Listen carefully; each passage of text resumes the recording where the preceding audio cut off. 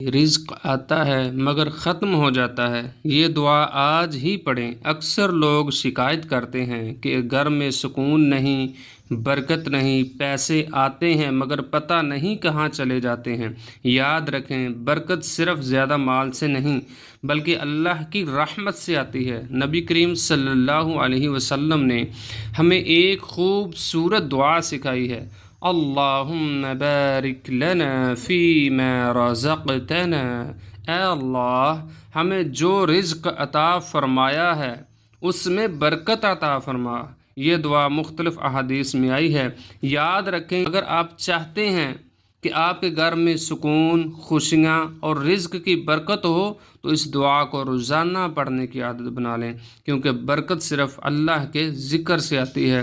Video کو like کریں تاکہ یہ پیغام دوسروں تک پہنچے۔ اپنے گھر والوں کے ساتھ ضرور شیئر کریں۔ روزانہ دعاؤں کے لیے فالو کریں۔